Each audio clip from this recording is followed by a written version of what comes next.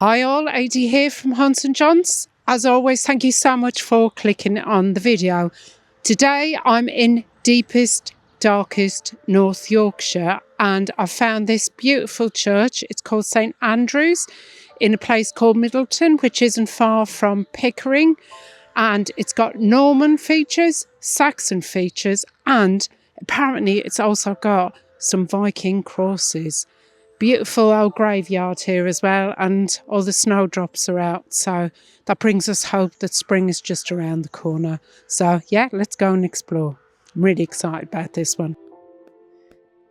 St Andrew's Church in Middleton is a lovely old parish church, and it's been standing here for almost 1,000 years. Right above the south porch, we have a look up, there's an old sundial marking time for centuries of villagers. The porch itself was added in 1782, but that sundial would have helped parishioners keep the hours before clocks were common. Now this beautiful door is quite an unusual shape, isn't it? It's like a trefoil shaped arch above it, and that's a Gothic style dating from the 13th century. So the doorway itself is medieval.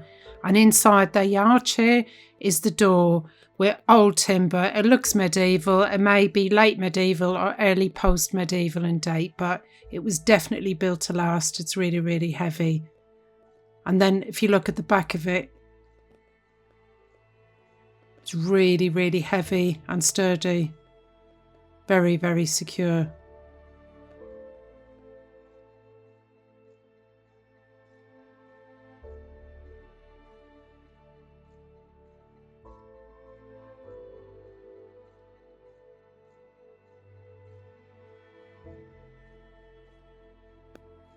The font, which may have been a holy water stoup in the church's Roman Catholic day, was presented to the church by a Mrs. Ray of Church Farm, and she referred to it as the old font. And I always think of the thousands and the generations of children who would have been baptised there. And I wonder how many of their lives started and finished in this church. Now, the bell tower has Saxon origins down the bottom, but unfortunately it was locked, but we'll go and check that out from the outside a bit later on. And the north door as well, beautiful.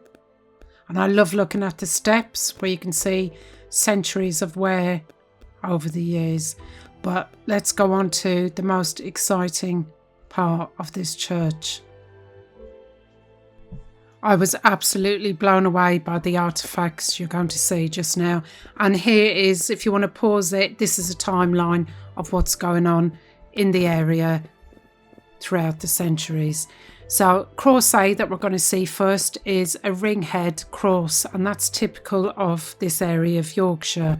One side of it will show a hunter with a spear, a short sword called a scramasax, and two hounds and a stag. I appreciate it's really difficult to make all this out.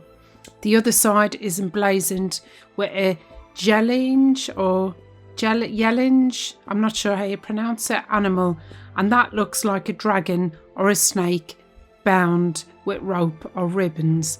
The cross, which is 5 inches deep, was formerly built into the church tower, and it was first recorded there in 1911, and it's believed that this would have been carved by an expert. It just amazes me that I can get this close to it. And then we're going to move across to Cross B, also known as the Middleton Cross. Now this is the most famous. It shows a warrior with a pointed helmet, a spear, a sword, a scramasac, and a shield and an axe. So it's a cross. It is 7.5 inches deep, and again it's bound with an animal or a reptile on the other side. And like the other cross, it was liberated from the tower wall in 1948. And this cross is made from a local stone, and it's the kind that you can easily find within a mile or two north of the church. It is a bit more crudely carved than cross A, but it was more than likely done by a local craftsman. This is cross C, and it was first recorded on the east side of this isle in 1907. And it seems to combine both pagan and animal heads, which are now very difficult to make out. So there's a form of Christian vine scroll down one side, and the design on the front kind of looks like a knotted rope or a maze. So this cross on its tall base measures 8.5 inches from front to back.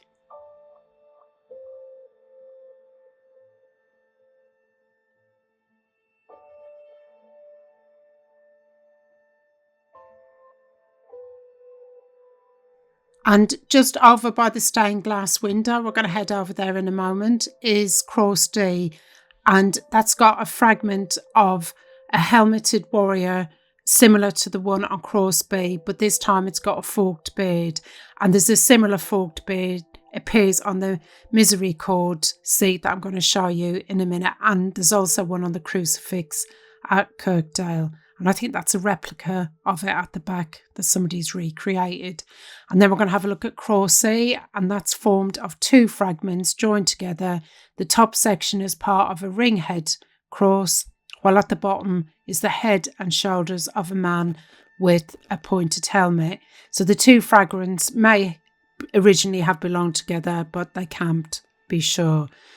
If you want to find out more about these amazing artefacts, there's loads of stuff online. I'm just giving you the bare minimum information. Beautiful stained glass window up there, and I love all the Viking boats that are around.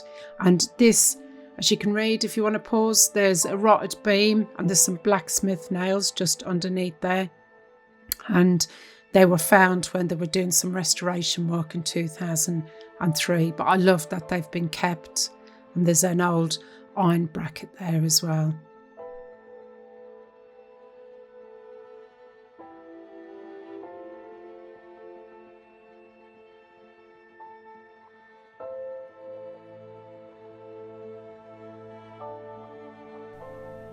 This stone coffin is said to be an early English Gothic one.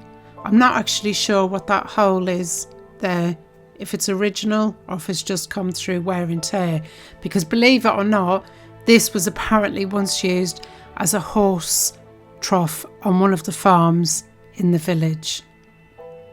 And there's loads of artefacts along this bench here at this stone wall. You can still make out some of the carvings on some, but I'm not really sure that people know what they are. They might do, they just haven't provided any information. Again, I don't know, I'm just guessing. And there is a bowl at the end of it which may be connected to a local nunnery. And this beautiful stone coffin hog's back lid, so that would have been a coffin lid, is said to be English early Gothic as well. That is actually the lid to the coffin that I've just showed you. It's amazing that it's just sitting here like this, isn't it? And in front of me you can see the chancel arch, and that was rebuilt at the 12th century. And then over here there's this animal's head above the westernmost pillar, and it could be a cat or a dog or perhaps even a snarling wolf, and it actually has a raised eyebrow and lines down each side of the nose. Is probably the same date as the arcade, though a similar head at Romsey Abbey has been dated to 1125.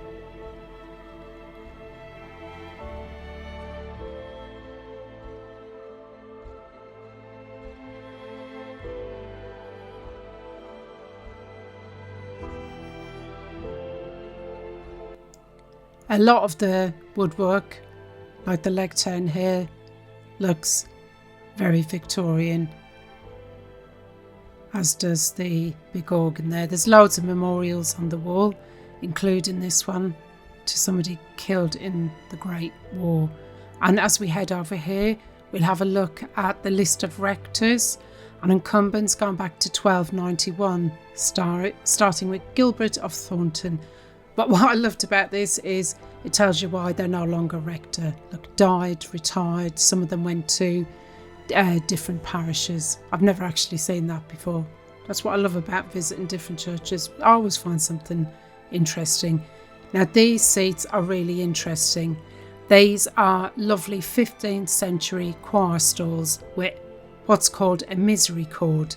Now a misericord is a little flip up seat that gave support to the singers during the very, very long Latin services.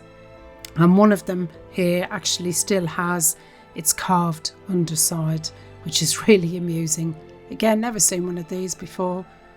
It's like the gentleman is holding them up, and look, he's got a curly, like pointed beard, and you can even see the buttons on the sleeves of his shirt there.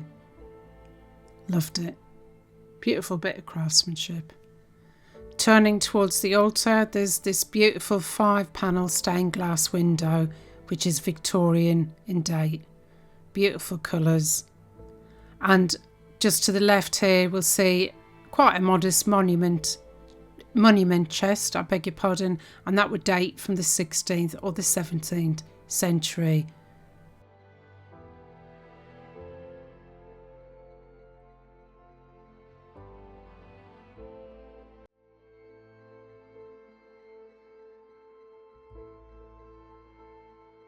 And if we move into the south aisle, we'll notice that the windows are early geometric in style, and they reflect where this part of the church was rebuilt in the 13th century. And it looks like it's had quite a bit of water damage there, and you can see where a piece of it has been replaced. Luckily, that leak doesn't seem to have done a huge amount of damage. So there's a piscina and a basin, which they would have used for washing the Eucharist vessels, and they would have been on the right hand side of the altar.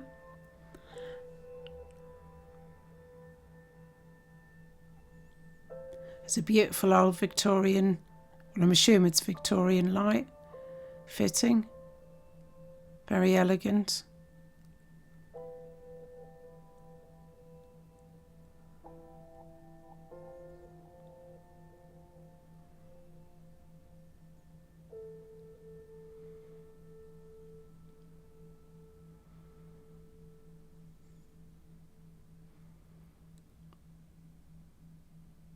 I bet these windows look much better when the sun is shining through them, and you can see all the beautiful colours.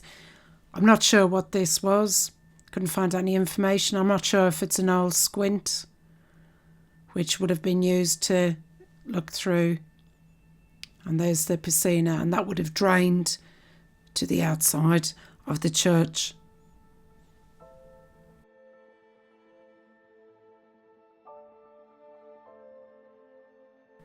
I'm just going to head back outside, and I want to show you the bottom part of the tower, because up to the string course at 37 feet is the Anglo-Saxon part, and it's the original part of the building. It's thought that the original church, when it was built, was only actually the width of this tower. It was widened slightly when the tower was added. The coins, or the cornerstones of this building, can just be seen where the tower joins the main part of the church. Now, what would have been the original Saxon door in this west wall of the tower has been dated as just before the conquest, but no earlier than 1042. The oval Vesca window, which is just above the doorway that's blocked up, is much later, and it was added sometime in the 12th century. The unmoulded hood of the doorway, which is carried round the arch from the projecting corbels, is pierced by this window, which rather spoils its effect.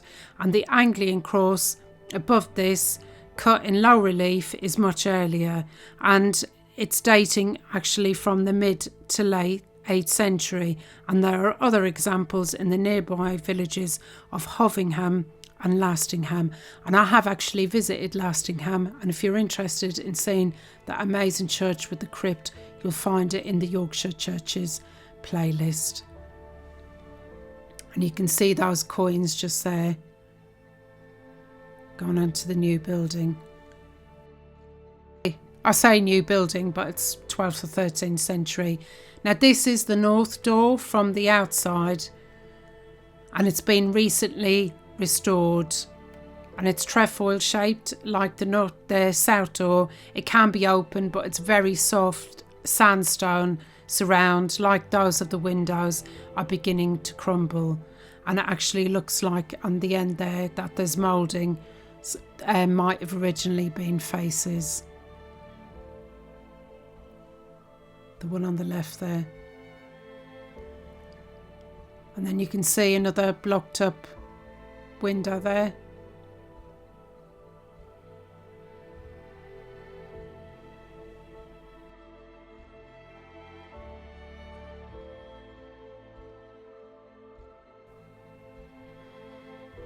This is a beautiful graveyard. They're still taking burials here because I found some more recent headstones. So we'll have a very brief wander out there, and many of these headstones span centuries, and you can feel the layers of local history all around you. And I wonder how many of the people that were baptised in that font are also buried in this graveyard.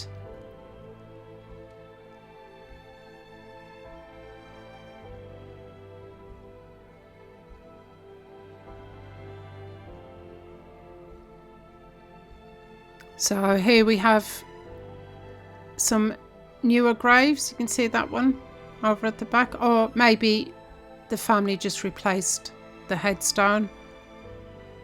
I know people do that, and some old table tombs. That looks very old, doesn't it?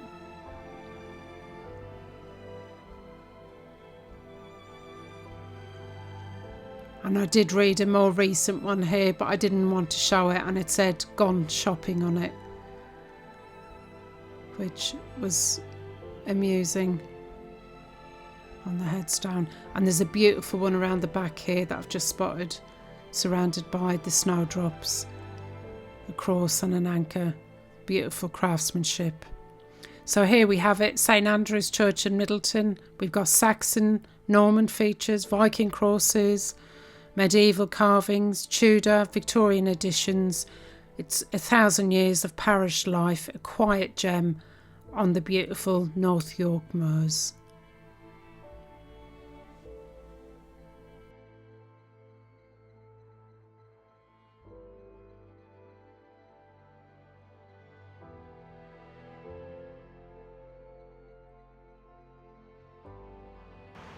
I'm going to wrap the video up here. I really do hope you enjoyed it as much as I did. Finding all these places up in North Yorkshire has completely blown my mind. You just would never believe a place like this has Viking crosses inside. Now, if you do want to help support my channel, just please do like and subscribe. There's also a hype button down below. It doesn't cost you anything, but if you do want to support the channel a little bit more, there's a buy me a coffee link down below, and it helps me travel a little bit further afield, because this place is actually a 5-hour drive away from where I live, but I really wanted to visit it, and I'm happy to share these places with you guys. So I'll see you for the next one. I'm going to go and search now for some more little churches before it gets dark, and it might be a haunt, it might be a jaunt, but it's more than likely going to be a church. Bye for now.